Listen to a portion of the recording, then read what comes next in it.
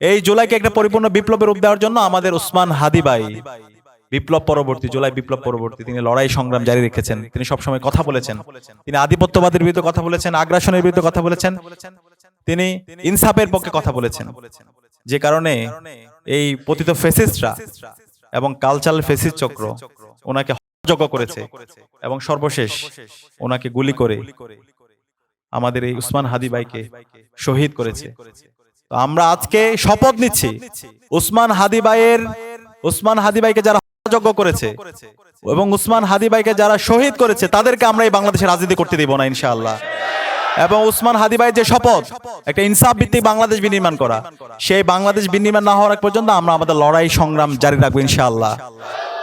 শহীদ উসমান বিন হাদি আমাদেরকে দেখিয়েছেন কিভাবে ইনসাফের জন্য লড়াই করতে হয়, কিভাবে আধিপত্যবাদের বিরুদ্ধে কথা বলতে হয়, কিভাবে আগ্রাসনের বিরুদ্ধে কথা বলতে হয়, কিভাবে মাফিয়াতন্ত্রের বিরুদ্ধে কথা বলতে হয়, কিভাবে সমাজে ন্যায়ের শাসন প্রতিষ্ঠার জন্য লড়াই করতে হয়।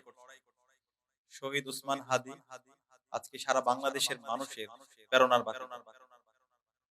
শহীদ উসমান হাদি আজকে বাংলাদেশের ৫৬,০০০ বর্গমাইল জুড়ে শহীদ উসমান বিন হাদির আদর্শ ছড়িয়ে পড়েছে এবং আগামীর যে প্রজন্ম, আগামীর যে বাংলাদেশ, সেই বাংলাদেশে শহীদ উসমান বিন হাদি সবসময় জীবন্ত থাকবে ইনশাআল্লাহ। শহীদ উসমান বিন হাদি আমি খুব কাছ থেকে দেখার সুযোগ পেয়েছি। ক্যাম্পাসে, ঢাকা বিশ্ববিদ্যালয় ক্যাম্পাসে আমার বড় ভাই ছিল এবং এই জুলাই বিপ্লব পরবর্তী ১৬ মাস জুড়ে আমরা যে লড়াই করছিলাম আধিপত্যবাদের বিরুদ্ধে, আগ্রাসনের বিরুদ্ধে, বাংলাদেশে ইনসাফ কায়েমের জন্য এবং শহীদদের আকাঙ্ক্ষার আলোকে নতুন বাংলাদেশ নির্মাণ করার জন্য, সেই জায়গায় আমরা একসাথে সহযোগী হিসেবে কাজ করেছি। সবসময় একজন বড় ভাই হিসেবে আমাদেরকে পরামর্শ দিয়েছে, শাসন করেছে। আমরা একসাথে ইনসাফ ভিত্তিক একটি বাংলাদেশ বিনির্মাণ না হওয়ার আগ পর্যন্ত আমরা আমাদের লড়াই চালিয়ে যাব। এটা হচ্ছে আমাদের শহীদ উসমান বিন হাদির অন্যতম আমাদের উপর রেখে যাওয়া আমানত। আমরা কি পারবো ইনশাআল্লাহ? এই ইনসাফ এবং এই ইনসাফ ভিত্তিক বাংলাদেশ বিনির্মাণ করার জন্য আমরা এখানে যারা আছি আমাদেরকে অগ্রণী ভূমিকা পালন করতে হবে।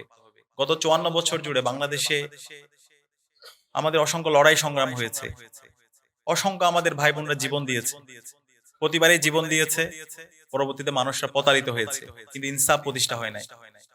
মহান মুক্তিযুদ্ধ পরবর্তী এদেশের মানুষের ইনসাফের জন্য তাদের আকাঙ্ক্ষা ছিল, মুক্তির আকাঙ্ক্ষা ছিল, কিন্তু বাকশালের মাধ্যমে আমাদের এই দেশে অর্থনৈতিক শোষণ, রাজনৈতিক নিপীড়ন এবং সাংস্কৃতিক গোলামির মধ্য দিয়ে আমাদেরকে যেতে হয়েছে। পরবর্তীতে ৭৫ বিপ্লব হলো, এই দেশে বিভিন্ন ধরনের সংকট তৈরি করে রাখা হয়েছে। পরবর্তীতে স্বৈরাচারের বিরুদ্ধে ৯০ গণ অভ্যুত্থান হলো, অসংখ্য আমাদের ভাই বোনরা জীবন দিয়েছে, কিন্তু সমাজের মুক্তি আসেনি, রাষ্ট্রের মুক্তি আসেনি, বাংলাদেশ একটি পূর্ণাঙ্গ ইনসাফ ভিত্তিক রাষ্ট্র হিসেবে বিনির্মাণ হতে পারেনি। এরপর গত ১৬ বছরের ফেসিবাদী শাসনে আমরা দেখেছি গুম, খুন, আয়নাগর, শিক্ষার্থীদের উপর নিপীড়ন, নির্যাতন, নিষ্পেষণ, দেশকে একটি অকার্যকর রাষ্ট্রে পরিণত করা হয়েছে। এবং এই বাংলাদেশটা ছিল পুরোটা একটা ভারতের সাবলেট কলোনি। এখান থেকে কোনো কিছু পরিচালিত ঢাকা বিশ্ববিদ্যালয়ের মতো জায়গায় ৯০, যেখানে আমাদের এখানে ৯০% মুসলমান, সেখানে আমরা ঢাকা বিশ্ববিদ্যালয়ে কোরআনের প্রোগ্রাম করব। সেই প্রোগ্রামে যারা আয়োজন করেছে তাদেরকে সুকোজ দেওয়া হয়েছিল। রমজানে আমরা প্রোডাক্টিভ রমজান শীর্ষক আয়োজন করেছিলাম, সেখানে ছাত্রলীগের সন্ত্রাসীরা দিল্লির অ্যাসাইনমেন্টে আমাদের উপর হামলা করেছিল। এইভাবে আমাদের জুলুম, নির্যাতন, নিষ্পেষণের মধ্যে দিয়ে গত ১৬ বছর যেতে হয়েছে। সর্বশেষ এই জুলাই বিপ্লবের মাধ্যমে আজকে এই দেশের মানুষ আজাদি পেয়েছে, এই যে দেশের মানুষ স্বাধীনভাবে কথা বলতে পারছে।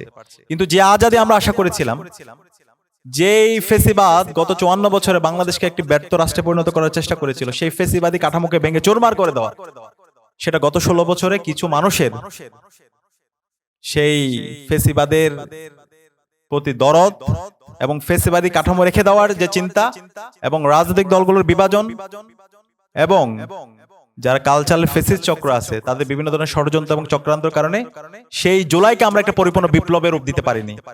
আজকে আমি ঠাকুরগাঁয়ের শিক্ষার্থী এবং বিভিন্ন পেশাজীবীদের সাথে কথা বলছি। আজকে যদি উত্তরবঙ্গের কথা বলি, গত ৫৪ বছরে উত্তরবঙ্গের কোনো পরিবর্তন আসেনি। কেন আসেনি? এই উত্তরবঙ্গের যারা রাজনীতি করেছে, যারা রাজনীতিবিদ হয়েছে, সবসময় এই ভারতের প্রেসক্রিপশনে রাজনীতি করছে। ঠাকুরগাঁয়ের মাটিও মানুষের কোনো ভাগ্যের পরিবর্তন হয় নাই।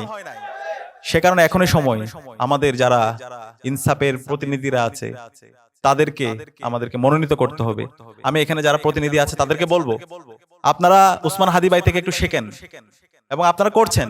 ওসমান হাদি ভাই কিভাবে ক্যাম্পেইন করেছে, কিভাবে মানুষের কাছে গিয়েছে, কিভাবে মানুষের মন জয় করে নিয়েছে, কিভাবে আধিপত্যবাদের বিরুদ্ধে আগ্রাসনের বিরুদ্ধে কথা বলেছে, সেভাবে আমাদের কথা বলতে হবে।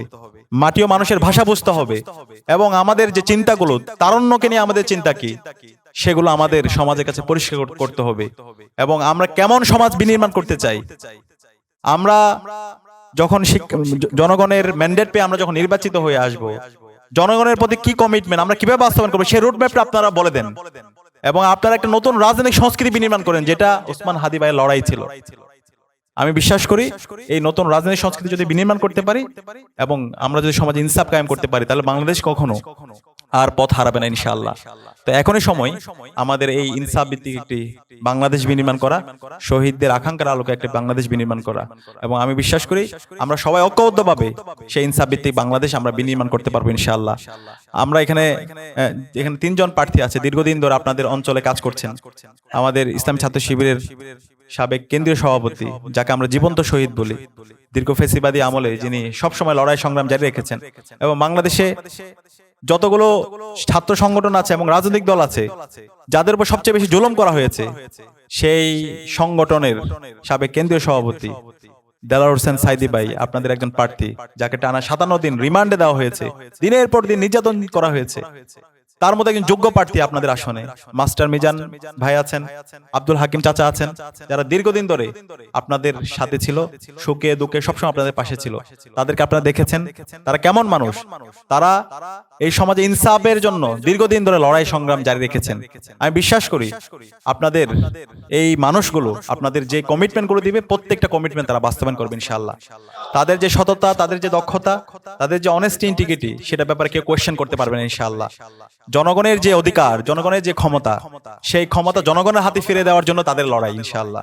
এবং সমাজে যারা তারুণ্য আছে, সেই তরুণ সমাজদেরকে নিয়ে তাদের ভাবনা, তাদেরকে এম্পাওয়ার করা এবং সমাজের যে বৈষম্যগুলো আছে, সমাজের যে দুর্নীতি, চাঁদাবাজি, টেন্ডারবাজি, রাহাজানি, সন্ত্রাস, মাফিয়াতন্ত্র, সেটার কবর রচনা করাই হচ্ছে তাদের উদ্দেশ্য।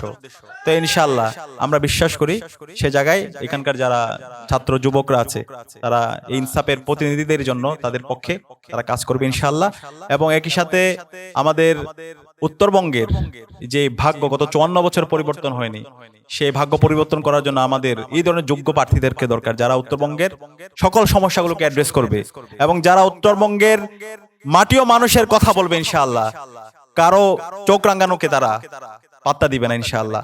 আমরা বিশ্বাস করি আমাদের যারা প্রার্থীরা আছে তারাই ইনশাআল্লাহ আপনাদের পক্ষে হয়ে বাংলাদেশের মানুষের আজাদির জন্য, ইনসাফের জন্য, ইনকিলাবের জন্য তারা তাদের লড়াই সংগ্রাম জারি রাখবে। এবং আমি আশা রাখছি সে যাত্রায় এখানে ঠাকুরগাঁয়ের যারা ছাত্র এবং যুবকরা আছে, সে জায়গায় তারা সার্বিকভাবে পাশে থেকে সামগ্রিকভাবে এই অঞ্চলের মানুষের মুক্তির জন্য তারা লড়াইয়ে সার্বিকভাবে সহযোগিতা করবে ইনশাআল্লাহ। সে উদাত্ত আহ্বান জানিয়ে আমি আমার কথা শেষ করছি। আসসালামু আলাইকুম।